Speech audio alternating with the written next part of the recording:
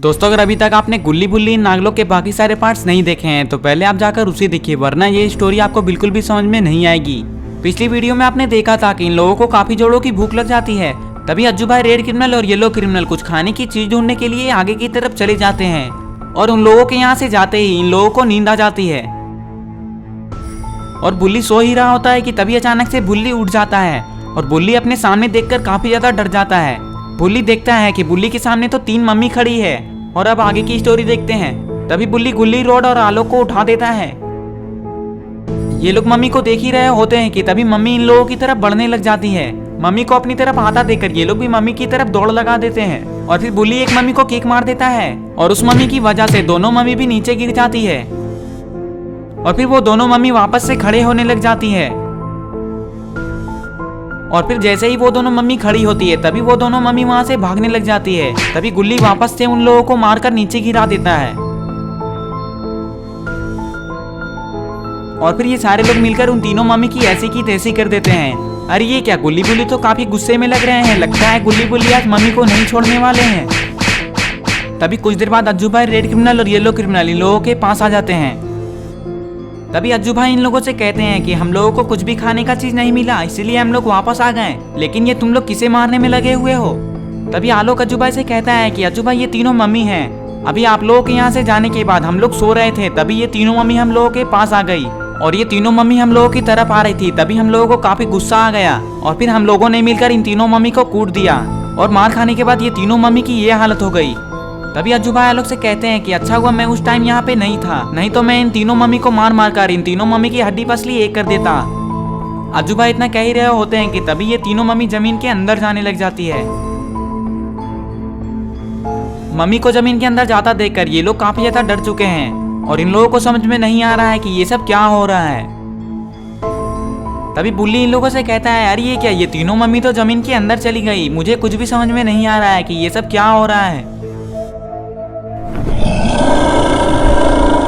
बुल्ली के इतना कहते ही इन लोगों को ऊपर से किसी चीज की आवाज आने लग जाती है और ये लोग ऊपर की तरफ देखने लग जाते हैं। अरे ये क्या, ये तो कोई ड्रैगन है, पर ये ड्रैगन इन लोगों की तरफ क्यों आ रहा है, कहीं ये ड्रैगन इन लोगों को मारने के लिए तो नहीं आ रहा है। और ये ड्रैगन दिखने में तो बहुत ज्यादा खतरनाक है। तभी ये ड्रैगन इन लोगों के सामने आकर खड़ा हो जाता है और इस ड्रैगन को देखने के बाद इन लोगों की हालत खराब हो जाती है। तभी ये ड्रैगन इन लोगों से कहता है कि तुम लोग कौन हो और तुम लोग इतने खतरनाक जगह पे क्या कर रहे हो, तुम लोग मुझे सच सच बताओ, नहीं तो मैं तुम लोगों को खा जाऊंगा।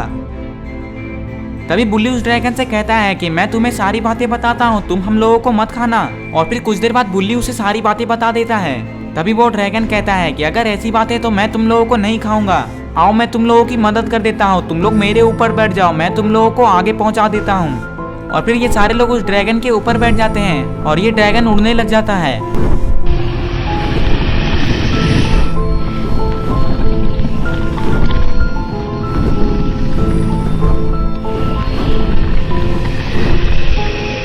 और फिर काफी देर उड़ने के बाद ये लोग उस जगह से काफी दूर आ जाते हैं।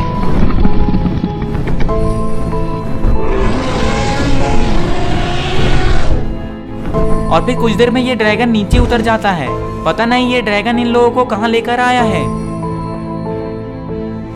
और फिर कुछ देर में ये लोग उस ड्रैगन से नीचे उतर जाते हैं। तभी ये ड्रैगन कहता है कि मैंने सुना है कि इसी गुफा से नागलोक जाने का रास्ता है, अगर तुम लोगों को नागलोक जाना है तो तुम लोगों को इस गुफा के अंदर जाना होगा, तभी तुम लोग नागलोक पहुंच पाओगे। और अब मैं यहाँ से जा रहा हूँ क्योंकि मुझे काफी देर हो चुकी है। इतना कहने के बाद ये ड्रैगन यहाँ से जाने लग जाता है।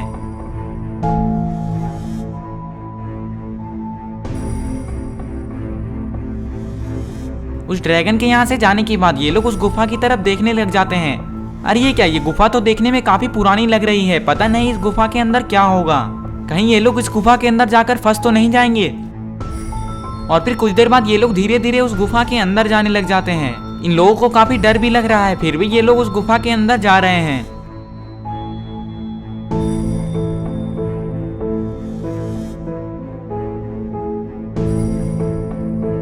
इन लोगों को इस गुफा के बारे में कुछ भी पता नहीं है, अगर इन लोगों से जरा से भी गड़बड़ हुई तो इन लोगों को लेने के देने पड़ सकते हैं, इसीलिए ये लोग काफी संभल कर इस गुफा के अंदर जा रहे हैं।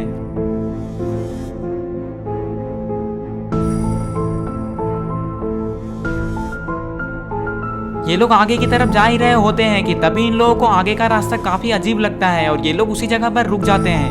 तभी गुल्ली कहता है कि यार ये देखो सामने का रास्ता तो काफी अजीब है, मुझे लगता है यहाँ पे कुछ खतरा होगा, हम लोगों को आगे नहीं जाना चाहिए, चलो हम लोग वापस बाहर चलते हैं, नहीं तो हम लोग किसी मुसीबत में फंस सकते हैं। तभी अज्जू भाई गुल्ली से कहते हैं कि गुल्ली अगर हम लोग आगे नहीं जाएंगे तो हम लोग नागलोक कैसे पहुंचेंगे, हम लोगों को आगे जाना होगा चाहे कुछ भी हो जाए।